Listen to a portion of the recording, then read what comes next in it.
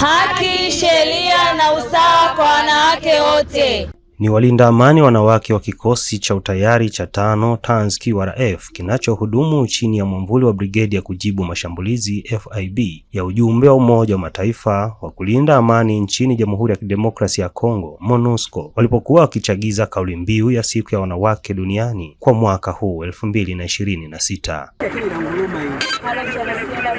Kapteni Zidina Ngililea ni afisa wa masuala ya jinsia, anaeleza namna ambavyo amekuwa akiwasaidia wanawake waishio katika mji wa Beni Mavivi kwa kuunganisha na dawati la jinsia la MONUSCO katika kufikia haki zao wanapokumbwa na madhila mbalimbali. Jukumu langu kubwa ni kwenda kufanya mahusiano na kusikilizana na raia ambao wako katika eneo letu la wajibikaji, kuwasikiliza, kugundua na shida mbalimbali au changamoto mbalimbali ambazo zinawapata, na kwa namna ambayo tunaenda kuzungumza nao tunawapa elimu namna gani ya kuweza kujitambua, wana nafasi gani katika jamii, umuhimu wao katika jamii na katika familia kwa ujumla. Kama tunavyojua, wanawake ni wana nafasi kubwa sana katika kuleta ile amani ya kudumu na kuleta maendeleo katika nchi au katika kijiji fulani. Kwa hiyo tunawaambia wasio katika ile hali ya hofu, wakiwa wanapata shida zozote wawe na amani, waweze kuja kutuona. Kwa hiyo tunavyokuwa tunaenda huko vijijini kukutana na hao raia ambao wamepata hizo changamoto, tunazipokea hizo changamoto zote ambazo zinahusiana na hayo mambo ya unyanyasaji wa kingono na uzalishaji wa kijinsia, tunazipeleka kwenye ofisi husika ambayo dawati la jinsia liko hapo MONUSCO. Mlinda amani Private Diana Kimambo, yeye ni daktari wa kinywa na meno, amemulika kauli mbiu hiyo katika muktadha wa sheria. Sheria ndio mlinzi wa haki.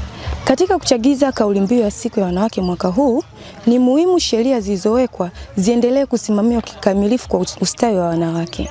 Binafsi nililindwa na sheria, nikapata haki ya elimu ya udaktari wa kinywa na meno na baadaye kujiunga na Jeshi la Ulinzi wa Wananchi wa Tanzania. Na mpaka sasa nipo hapa nchini Kongo kama mlinzi wa amani mwanamke kutoka Tanzania chini ya mwamvuli wa MONUSCO, nikiendelea kutoa huduma ya udaktari wa kinywa na meno katika kikundi changu.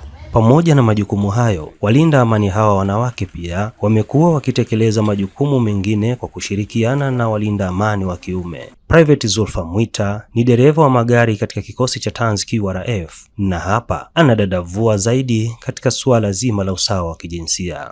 Usawa wa kijinsia ni haki ya msingi kwa kila binadamu. Pia ni chachu katika maendeleo. Kwa muda mrefu, jamii imekuwa ikifahamu kwamba wanawake hawawezi kutekeleza majukumu yao kama anavyoweza kutekeleza wanaume katika nyanja mbalimbali. Lakini mimi ninasema tunaweza kutekeleza majukumu sawa sawa na wanavyotekeleza mwanaume. Nikijitolea mfano, mimi mwenyewe ni dereva mwanamke ambaye ninatekeleza majukumu yangu sawa sawa na wanavyotekeleza wanaume. Hivyo basi, kumnyima mwanamke haki ya usawa ni kuchelewesha maendeleo katika jamii. Tangu mwezi Mei mwaka 2013, vikosi vya Tanzania vimekuwa sehemu ya FIB hapa DRC, ambapo Daasisi Kibondo ambaye ni mwanamke mkazi wa eneo hili alinipatia tathmini ya utendaji wa kikosi hiki nilipozungumza naye mapema mwaka huu katika mahojiano maalum. Ni tangu mbele ndo tunasumbuliwa na ukosefu wa usalama. Kuna mama ambao wanabakwa wakifanya kazi za shamba. Kuna wengi ambao wanapitia shida mbalimbali kupitia ukosefu wa usalama. Halafu kutoka siku vikundi vya Tanzania vilifika huko, tumeweza kuona mabadiliko kidogo. Kwani ni watu ambao walikuja kutusaidia na tuna imani kama wataendelea kutusaidia, na sisi pamoja nao tutaweza kurudisha usalama katika nchi ya Kongo na hata huku kwetu Oicha. Amri na ishara mtazisikiza kutoka kwangu. Swali la kujiuliza, je, ni nini umuhimu wa walinda amani wanawake katika jukumu la ulinzi wa amani? Kamanda wa kikosi hicho Luteni Kanali David Nkungu anafafanua. Katika mgawanyo wetu wa majukumu, wanawake pia wamekuwa wakihusishwa katika kila jukumu tunalopatiwa.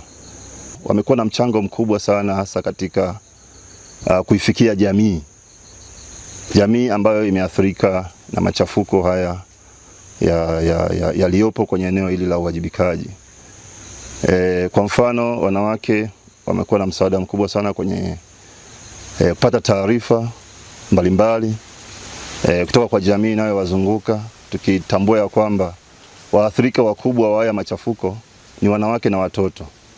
Hivyo katika kikundi changu wamekuwa wakitumika wanawake kuwafikia wanawake wenzao, kwa sababu mwanamke anapoonekana kwenye kikundi kama hivi cha ulinzi wa amani inamjengea confidence raia mwanamke kuongea au kutoa taarifa kwa mlinda amani mwanamke, tofauti na ilivyo kwa walinda amani wa kiume. Kwa hiyo unaweza kuona kwamba wanawake wanao nafasi kubwa na msaada mkubwa wanapojumuishwa kwenye majukumu ya vikundi vyetu. Akaenda mbali zaidi kuelezea mapendekezo yake kwa wanawake na jamii kwa ujumla. Wanapoaminiwa waonyeshe kwamba sasa huo uaminifu kweli unawekwa juu yao. Wahakikishe kwamba wanatekeleza majukumu ipasavyo kwa kadiri walivyoaminiwa.